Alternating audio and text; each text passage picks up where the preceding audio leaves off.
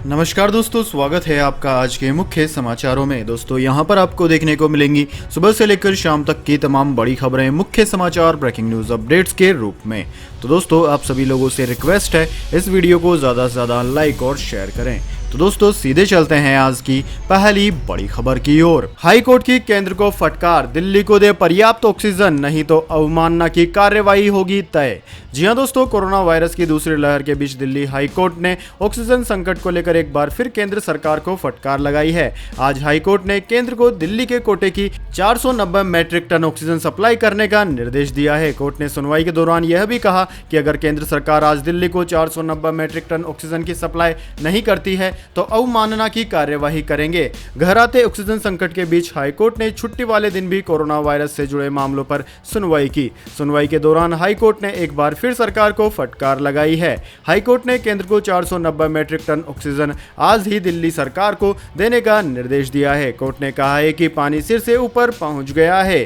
सभी अस्पतालों को निर्देश देते हुए कहा है कि रोजाना भर्ती व डिस्चार्ज होने वाले मरीजों की पूरी जानकारी दी जाए। मामले की अगली सुनवाई सोमवार को होगी।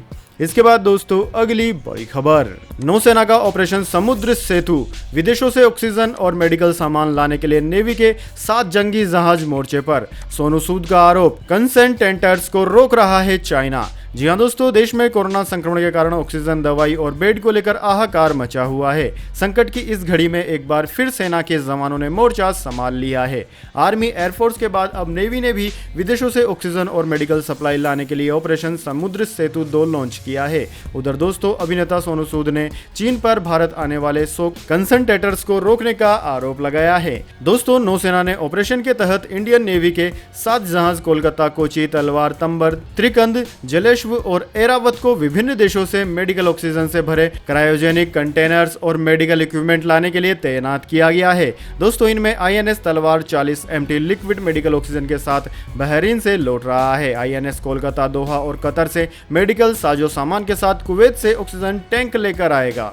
इसके बाद दोस्तों अगली बड़ी खबर, गंभीर मरीजों को डॉक्टर की सलाह पर ही मिलेगा रेमडेसिविर इंजेक्शन। केंद्र सरकार ने बनाई गाइडलाइन। जी हां दोस्तों, केंद्र सरकार ने वायरल रोधी दवा रेमडेसिविर का टीका लगाने के लिए नई नियमावली जारी की है। केंद्र सरकार ने कहा है कि डॉक्टर की सलाह पर कोरोना के गंभीर मरीजों को रेमडेसिविर का इंजेक्शन लगाया जाएगा। केंद्र सरकार ने शुक्रवार को सुप्रीम कोर्ट को बताया कि मेडिकल प्रोटोकॉल के तहत सीमित तौर पर केवल कोविड-19 के गंभीर मरीजों को ही रेमडेसिविर का टीका लगाया जाएगा। केंद्र ने जस्टिस वी.वाई. चंद्रचूड़ की अध्यक्षता वाली पीठ को बताया कि कुछ समय से देश में कोरोना का प्रकोप बढ़ गया है। इसके साथ ही ऑक्सीजन की भी मांग बढ़ रही है। घर में रहकर कोरोना का इलाज करा रहे लोगों को भी रेमडेसिविर के इस्तेमाल की परमिशन दी जाए, क्योंकि ज्यादातर लोग घरों पर ही अपना इलाज करा रहे हैं। दोस्तों केंद्र ने कोर्ट में दिए अपने एफिडेविट में कहा है कि इस मांग के पक्ष में यह तर्क दिया जा रहा है कि रेमडेसिविर के इस्तेमाल की अनुमति देने से अस्पतालों पर बोझ कम हो जाएगा।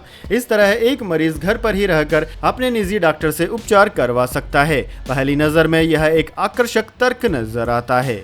इसके बाद दोस्तों अगली बड़ी खबर, दिल्ली में 10 मई तक बढ़ाया गया लॉकडाउन। सीएम केजरीवाल ने ट्वीट कर दी जानकारी। जी हां दोस्तों, कोरोना वायरस के प्रकोप को बेअसर करने के लिए राष्ट्रीय राजधानी दिल्ली में संपूर्ण लॉकडाउन की अवधि को 7 दिनों के लिए बढ़ा दिया गया है। सीएम अरविंद केजरीवाल ने शनिवार को ट्वीट करते हुए यह जानकारी दी। अभी तक दोस्तों दिल्ली में 3 मई सुबह 5 बजे तक लॉकडाउन रहने का आदेश था, लेकिन सीएम केजरीवाल ने ट्वीट कर जानकारी शेयर करते हुए इसे 10 मई तक के लिए बढ़ा दिया है। उन्होंने अपनी पोस्ट में लिखा है कि दिल्ली में लॉकडाउन 1 हफ्ते के लिए बढ़ाया जा रहा है। स्वास्थ्य मंत्रालय के आंकड़े बताते हैं कि दिल्ली के हालात लगातार बिगड़ते जा रहे हैं। यहां मौतों के आंकड़ों में लगातार वृद्धि हो रही है, जिसे कंट्रोल करने के लिए अभी कुछ और समय के लिए लॉकडाउन जारी रखने की जरूरत है, वरना हालात और भी ज्यादा बिगड़ सकते हैं। इसके बाद दोस्तों अगली बड़ी खबर, भारत पहुंची रूस की कोरोना वैक्सीन स्पुतनिक वी। तीसरे चरण के टीकाकरण में मिलेगी मदद। जी हां दोस्तों, भारत में कोरोना वैक्सीन की कमी के बीच रूस की स्पुतनिक वी आज भारत पहुंच गई है। स्पुतनिक वी के भारत आने से तीसरे चरण के वैक्सीनेशन में तेजी देखने को मिलेगी। भारत में 18 से 44 साल के लोगों के लिए तीसरे चरण का वैक्सीनेशन शुरू हो गया है। तीसरे चरण के लिए भारी संख्या में लोगों ने अपना पंजीकरण करवाया है। स्पुतनिक वी वैक्सीन को Gamaleya national research institute of epidemiology virology and microbiology द्वारा विकसित किया गया है। दोस्तों स्पुतनिक वी 2 खुराक का टीका है। पहली खुराक लेने के बाद 21वें दिन दूसरी खुराक लेनी होगी। टीका लेने के 28वें और 42वें दिन के बीच शरीर में कोरोना वायरस के खिलाफ प्रतिरोधक क्षमता विकसित हो जाएगी। इसके बाद दोस्तों अगली बड़ी खबर, दिल्ली बत्रा हॉस्पिटल में मृतकों की संख्या बढ़ी, ऑक्सीजन की कमी से डॉक्टर सहित 12 की मौत। जी हां दोस्तों, दिल्ली के बत्रा अस्पताल में गैस्ट्रोएंट्रोलॉजी विभाग के प्रमुख सहित 12 कोरोना संक्रमित मरीजों की ऑक्सीजन की कमी के कारण मौत हो गई है। इसी बीच वसंत कुछ स्थित फोर्टिस अस्पताल ने ऑक्सीजन की कमी के चलते मरीजों को भर्ती करना बंद कर दिया है। इससे पहले दोस्तों अस्पताल में 8 मरीजों की मौत की जानकारी दी गई थी। बत्रा अस्पताल के चिकित्सक निर्देशक डॉक्टर SCL गुप्ता ने कहा कि ऑक्सीजन की कमी से मरने वाले 8 रोगियों में से 6 रोगी ICU में जबकि 2 उच्च निर्भरता वार्डों में भर्ती थे। ऑक्सीजन की कमी से मरने वालों में अस्पताल के गैस्ट्रोलॉजी विभाग के प्रमुख RK हिमतानी भी शामिल हैं। चिकित्सक निर्देशक ने कहा कि हिमतानी को 15 से 20 दिन पहले अस्पताल में भर्ती कराया गया था। इसके बाद ऑक्सीजन की कमी के 4 और रोगियों की मौत की जानकारी दी गई। इसके बाद दोस्तों अगली बड़ी खबर, कोरोना संकट पर हाईकोर्ट ने लगाई दिल्ली सरकार को फटकार, पूछा आर्मी से क्यों नहीं ली मदद। जी हां दोस्तों, राष्ट्रीय राजधानी दिल्ली में कोरोना वायरस के बढ़ते मामलों के बीच दिल्ली हाईकोर्ट ने शनिवार को अस्पतालों में ऑक्सीजन सप्लाई, बेड और दवाओं की कमी को लेकर दायर याचिका पर सुनवाई की। इस दौरान हाईकोर्ट ने दिल्ली सरकार को जमकर लताड़ लगाई। सुनवाई के दौरान दिल्ली हाईकोर्ट ने कहा कि राज्य सरकार को राष्ट्रीय राजधानी में अधिक बुनियादी ढांचे की स्थापना के लिए सशस्त्र बलों की मदद लेनी चाहिए। इस पर दिल्ली सरकार के वकील ने कहा कि हम उच्चतम स्तर पर प्रक्रिया में हैं, हमारी सरकार इसे देख रही है और हम 15,000 बेड लेकर आ रहे हैं। इसके बाद कोर्ट ने कहा कि अगर आप सेना से अनुरोध करते तो वे अपने स्तर पर काम करते, उनका अपना बुनियादी ढांचा है। इसके बाद दोस्तों अगली बड़ी खबर, आधार पूनावाला को मिल रही पावरफुल लोगों से धमकियां, बोले फोन कॉल सबसे बुरी चीज। जी हां दोस्तों, दुनिया की सबसे बड़ी वैक्सीन निर्माता company serum institute of India के मुखिया आधार पूनावाला का कहना है कि फोन कॉल सबसे बुरी चीज है।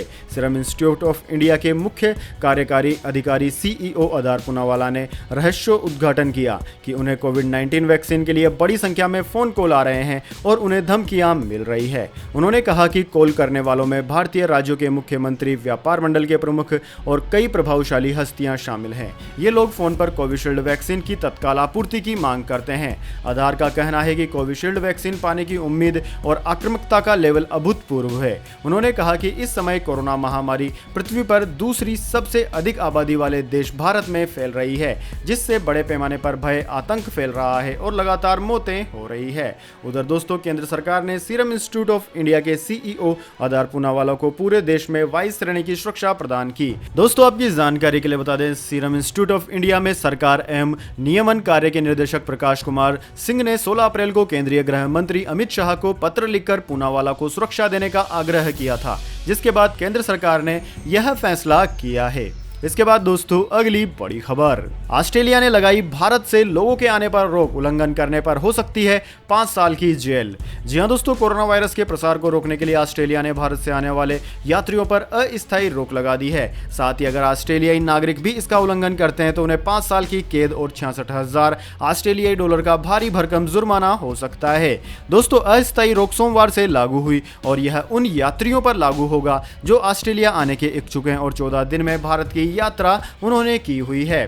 सिडनी के प्रकाशित हेराल्ड अखबार की खबर के मुताबिक अनुमान है कि भारत में इस समय करीब 9,000 ऑस्ट्रेलियाई हैं और उनमें से 600 को असुरक्षित के तौर पर वर्गीकृत किया गया है।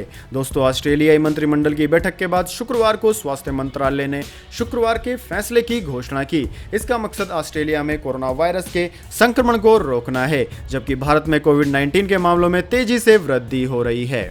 इसके बाद दोस्तों अगली बड़ी खबर, मद्रास हाईकोर्ट की टिप्पणियों के खिलाफ सुप्रीम कोर्ट पहुंचा चुनाव आयोग, सोमवार को होगी सुनवाई। जी हां दोस्तों, मद्रास हाईकोर्ट की टिप्पणियों के खिलाफ चुनाव आयोग ने सुप्रीम कोर्ट का दरवाजा खटखटाया है। आयोग ने सुप्रीम कोर्ट में याचिका दाखिल की है जिसमें मद्रास हाईकोर्ट की बिना सोचे समझे अपमानजनक टिप्पणी को हटाने की मांग की गई है। चुनाव आयोग ने कहा है कि हाईकोर्ट खुद एक संवैधानिक संस्था है, जबकि चुनाव आयोग भी संवैधानिक संस्था है, इसलिए हाईकोर्ट को ऐसी टिप्पणियां नहीं करनी चाहिए थी। दरअसल हाईकोर्ट ने कहा था कि इलेक्शन कमीशन पर शायद हत्या का मामला चलाया जाना चाहिए, क्योंकि राजनीतिक दलों ने रैलियों में कोविड-19 प्रोटोकॉल की धज्जियां उड़ा दी थी। सोमवार को जस्टिस DY चंद्रचूड़ की बेंच इस याचिका पर सुनवाई करेगी। दोस्तों आपकी जानकारी के लिए बता दें, मद्रास हाईकोर्ट ने कोरोना महामारी के दौरान राजनीतिक रैलियों की अनुमति देने के लिए सोमवार 26 अप्रैल को चुनाव आयोग की कड़ी आलोचना की थी। हाईकोर्ट के चीफ जस्टिस ने चुनाव आयोग के वकील से कहा था कि आपकी संस्था एकल रूप से कोविड-19 की दूसरी लहर के लिए जिम्मेदार है। कोर्ट ने कहा था कि यदि मतगणना का ब्लूप्रिंट नहीं रखा जाता है तो कोर्ट मतगणना पर रोक लगा देगी। इसके बाद दोस्तों जान लेते हैं क्या है पूरी दुनिया और भारत में इस वक्त इस महामारी के ताजा मामले। तो दोस्तों सबसे पहले बात करते हैं पूरी दुनिया की। तो दोस्तों पूरी दुनिया में इस वक्त तक इस महामारी के संक्रमितों का आंकड़ा 15,08,48,000 को पार कर गया है, जबकि दोस्तों मरने वालों की संख्या 31,71,000 को पार कर गई है। दोस्तों इस महामारी से सर्वाधिक प्रभावित देशों की बात की जाए तो उनमें अमेरिका अव्वल है। अमेरिका में 3,25,23,000 से ज्यादा संक्रमित मरीज अब तक सामने आ चुके हैं, जिनमें से 5,81,000 से ज्यादा लोगों की मौत हो चुकी है। वहीं दोस्तों इसके बाद में India, Brazil, France, Turkey, Russia, United kingdom, Italy, Spain आदि देशों का नाम आता है। अब दोस्तों बात कर लेते हैं क्या है भारत के हालात। लेकिन दोस्तों उससे पहले मेरी आपसे एक छोटी सी रिक्वेस्ट है, अगर दोस्तों आपको अभी तक हमारी न्यूज पसंद आई है तो इसे एक छोटा सा लाइक जरूर दे दें, और अगर आपको पसंद नहीं आई है तो बेशक आप डिसलाइक भी कर सकते हैं। लेकिन दोस्तों लाइक और डिसलाइक जरूर कीजिए, क्योंकि दोस्तों यही हमारी मेहनत का फल होता है और इसी से हमें पता चलता है कि आपको हमारी वीडियो पसंद आई है या नहीं। तो दोस्तों जल्दी से जान लेते हैं क्या है भारत के हालात। दोस्तों भारत में इस वक्त तक इस महामारी के संक्रमितों का आंकड़ा 1,91,64,000 को पार कर गया है, जबकि दोस्तों इस महामारी से मरने वालों की संख्या 2,11,000 के पार है। इस महामारी से सर्वाधिक प्रभावित राज्यों की बात की जाए तो उनमें महाराष्ट्र ऊपर है। महाराष्ट्र में 46,02,000 से ज्यादा संक्रमित मरीज अब तक सामने आ चुके हैं।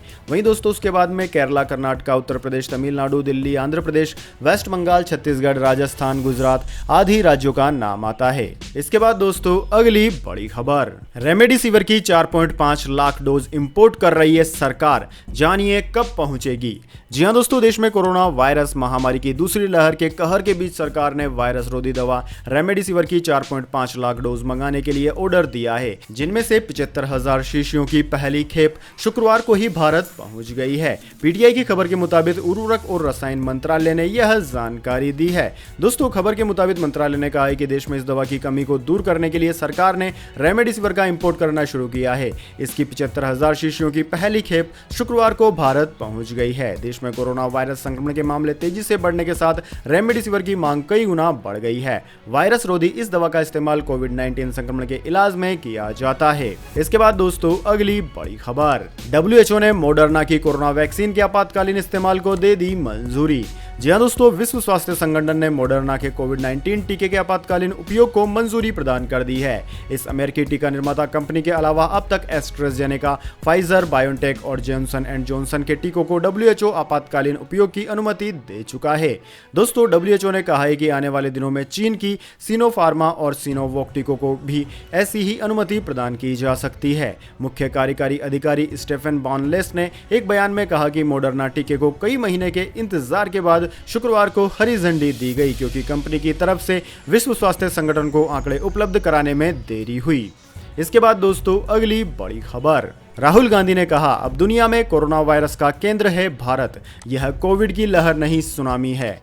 जी हां दोस्तों, देश में दिनों दिन लगातार कोरोना वायरस संक्रमण के रिकॉर्ड मामले सामने आ रहे हैं। शनिवार को स्वास्थ्य मंत्रालय की ओर से जारी आंकड़ों ने एक बार फिर सबको चौंका दिया है। अस्पतालों में ऑक्सीजन और अधिकांश राज्यों में वैक्सीन की कमी देखने को मिल रही है। इसी बीच कांग्रेस के पूर्व अध्यक्ष राहुल गांधी ने देश में छाए कोरोना संकट पर बातचीत की। उनका कहना है कि इस समय भारत पूरी दुनिया में कोरोना वायरस संक्रमण का केंद्र है। पूरी दुनिया हमारे देश में जो भी देख रही है उससे विचलित हो रही है। राहुल गांधी ने इस दौरान सरकार पर भी निशाना साधा।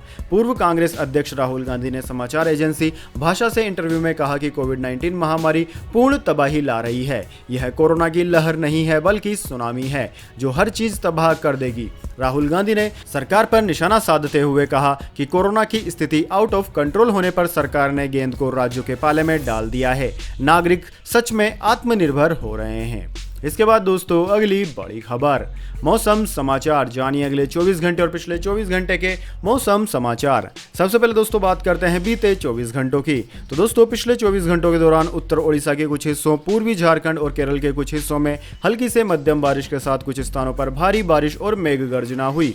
जम्मू कश्मीर, गिलगिट बाल्टिस्तान, मुजफ्फराबाद और उत्तराखंड के कुछ हिस्सों, केरल, उत्तरी मध्य महाराष्ट्र और दक्षिण छत्तीसगढ़ और शेष ओडिशा के बाकी हिस्सों में हल्की से मध्यम बारिश हुई है। आंधी, धूल भरी आंधी के साथ हल्की बारिश राजस्थान, पंजाब, हरियाणा, दिल्ली और उत्तर प्रदेश के कुछ हिस्सों में भी हुई है। वहीं दोस्तों आगामी 24 घंटे की बात की जाए तो अगले 24 घंटों के दौरान उत्तर पूर्वी बिहार, उप हिमालय, पश्चिम बंगाल, सिक्किम, असम, मेघालय और केरल के कुछ हिस्सों में हल्की से मध्यम बारिश के साथ कुछ स्थानों पर भारी बारिश संभव है। वहीं दोस्तों छत्तीसगढ़, मराठवाड़ा के कुछ हिस्सों, मध्य महाराष्ट्र और दक्षिणी तटीय कर्नाटक में हल्की से मध्यम बारिश के साथ एक दो स्थानों पर तेज वर्षा भी हो सकती है। इसके अलावा दोस्तों देश के उत्तर, पश्चिम और मध्य भागों में दिन के तापमान में गिरावट की आशंका है। पंजाब, हरियाणा, दिल्ली, पश्चिमी उत्तर प्रदेश और राजस्थान के कुछ हिस्सों में धूल भरी आंधी और गरज के साथ बारिश होने का भी अनुमान है। इसके बाद दोस्तों अगली बड़ी खबर, गोल्ड सिल्वर प्राइस टुडे, सोने चांदी में आई गिरावट, जानिए क्या है आज दाम। जी हां दोस्तों, दुनिया भर के बाजारों में नरमी आने से स्थानीय सराफा बाजार में भी शुक्रवार को सोने का दाम 191 रुपए घटकर 46,283 रुपए प्रति 10 ग्राम रह गया। पीटीआई की खबर के मुताबिक एचडीएफसी सिक्योरिटीज ने यह जानकारी दी है। पिछले दिन के कारोबार में सोना 46,474 रुपए प्रति 10 ग्राम के भाव पर बंद हुआ था। वहीं दोस्तों चांदी की बात की जाए तो चांदी 1,062 रुपए की गिरावट के बाद 67,795 रुपए प्रति किलोग्राम पर बंद हुई। अंतर्राष्ट्रीय बाजार की बात करें तो अंतर्राष्ट्रीय बाजार में सोना $1769 प्रति औंस जबकि चांदी $25.92 प्रति औंस पर रही है। इसके बाद दोस्तों अगली बड़ी खबर, जो बाइडेन का आदेश, कोरोना संकट से जूझ रहे भारत को दी जाए सभी सहायता। जी हां दोस्तों, अमेरिकी राष्ट्रपति जो बाइडेन ने अपने प्रशासन को कोरोना संकट से जूझ रहे भारत को सभी सहायता प्रदान करने का आदेश दिया है। साथ ही यह भी आश्वासन दिया है कि अमेरिका भारत के साथ कंधे से कंधा मिलाकर खड़ा रहेगा। दोनों देशों के शीर्ष अधिकारियों ने न्यूज एजेंसी पीटीआई को यह जानकारी दी है। दोस्तों बाइडेन ने अपने 2 शीर्ष अधिकारियों को शुक्रवार शाम यहां डैलेस हवाई अड्डे पर भेजा। यहां से ऑक्सीजन सिलेंडर, N95 मास्क और फिल्टर सहित टीके के उत्पादन में उपयोग करने के लिए जरूरी सामान के साथ एक अन्य उड़ान भारत भेजी गई है। दोस्तों आपकी जानकारी के लिए बता दें, बीते 2 दिनों में अमेरिकी वायुसेना की 2 विमान भारत पहुंची है। इसके बाद दोस्तों अगली बड़ी खबर, भारत में कोरोना के हालात पर अमेरिका का नया कदम, 4 मई से लगाएगा यात्रा पर प्रतिबंध। जी हां दोस्तों, भारत में कोरोना वायरस संक्रमण दिन ब दिन बढ़ता ही जा रहा है। ऐसे में अब अमेरिका ने भारत से यात्रा पर प्रतिबंध लगाने का ऐलान कर दिया है। ये पाबंदियां 4 मई से लागू हो जाएंगी। व्हाइट हाउस ने शुक्रवार को इस बात की जानकारी भी दे दी है। हालांकि कुछ रिपोर्ट्स के अनुसार इन पाबंदियों का असर अमेरिकी नागरिक और ग्रीन कार्ड धारकों पर नहीं पड़ेगा। इस दौरान अमेरिका ने एक बार फिर अपनी ट्रेवल एडवाइजरी को दोहराते हुए अपने नागरिकों से देश छोड़ने की बात कही है। अमेरिका यात्रा करने वाले भारतीयों पर 4 मई से प्रतिबंध लगाने जा रहा है। व्हाइट हाउस की प्रेस सचिव जेन साकी ने कहा कि centres for disease control and prevention की सलाह पर प्रशासन तत्काल भारत से यात्रा को तुरंत बंद करेगा। उन्होंने बताया कि भारत में विभिन्न वेरिएंट्स फैलने और असामान्य कोविड-19 मामलों के चलते यह फैसला लिया गया है। इसके बाद दोस्तों अगली बड़ी खबर, कोरोना संकट के बीच कांग्रेस देगी केंद्र का साथ, सोनिया गांधी बोली राष्ट्रीय रणनीति बनाए सरकार। जी हां दोस्तों, देश में कोविड-19 के तेजी से बढ़ रहे मामलों के बीच कांग्रेस अध्यक्ष सोनिया गांधी ने कोरोना वायरस वैश्विक महामारी से निपटने को लेकर एक राष्ट्रीय नीति पर राजनीतिक सर्वसहमति बनाने की केंद्र से शनिवार को अपील की है। सोनिया गांधी ने वीडियो संदेश में कहा कि अब समय आ गया है कि केंद्र और राज्य सरकारें जागें और अपने कर्तव्यों का पालन करें। सोनिया गांधी ने कहा कि कोविड-19 का टीका सभी नागरिकों को निःशुल्क लगाया जाना चाहिए और देश की टीकाकरण मुहिम को गति देने के मकसद से टीकों का उत्पादन बढ़ाने के लिए लाइसेंस हासिल करने को अनिवार्य बनाया जाना चाहिए। उन्होंने कहा कि मैं केंद्र सरकार से अपील करती हूं कि देश में कोविड-19 संकट से निपटने के लिए राष्ट्रीय नीति तैयार की जाए और इसे लेकर राजनीतिक सर्वसहमति बनाई जाए। दोस्तों आपकी जानकारी के लिए बता दें, भारत में कोरोना के मामले बेहद गंभीर श्रेणी में पहुंच गए हैं। पिछले 24 घंटे के दौरान भारत में 4 लाख से ज्यादा नए संक्रमित मरीज सामने आए, जो कि अब तक पूरी दुनिया का ऑल टाइम हाई स्कोर है। 24 घंटे के अंदर आने वाले नए मरीजों का। तो दोस्तों यह थी आज की तमाम बड़ी खबरें। इसके बाद दोस्तों बारी आती है आज के माइंड क्यूज क्वेश्चन की। जी हाँ दोस्तों, एक आसान से सवाल का जवाब देकर आप जीत सकते हैं एक अमेजिंग सरप्राइज गिफ्ट हमारे यूट्यूब चैनल की ओर से। तो दोस्तों आज का सवाल आपकी स्क्रीन पर आ चुका है। महाकवि तानसेन कौन से राजा के दरबारी कवि थे? जी हाँ दोस्तों, अगर आप जानते हैं कि तानसेन कौन से राजा के दरबार में कवि थे तो जल्दी से कमेंट बॉक्स में लिख दीजिए। अगर दोस्तों आपका जवाब होता है एकदम सही और आप चले जाते हैं लकी विजेता के रूप में, तो आपको मिल सकता है एक अमेजिंग सरप्राइज गिफ्ट हमारे यूट्यूब चैनल की ओर से। तो दोस्तों जल्दी से अपना उत्तर कमेंट बॉक्स में लिख दीजिए, वीडियो को लाइक कर लीजिए, चैनल को सब्सक्राइब कर लीजिए और बेल आइकन भी दबा लीजिए। साथ ही दोस्तों मास्क पहनिए, 2 गज की दूरी बनाइए, बार बार हाथ धोइए और सुरक्षित रहिए। धन्यवाद।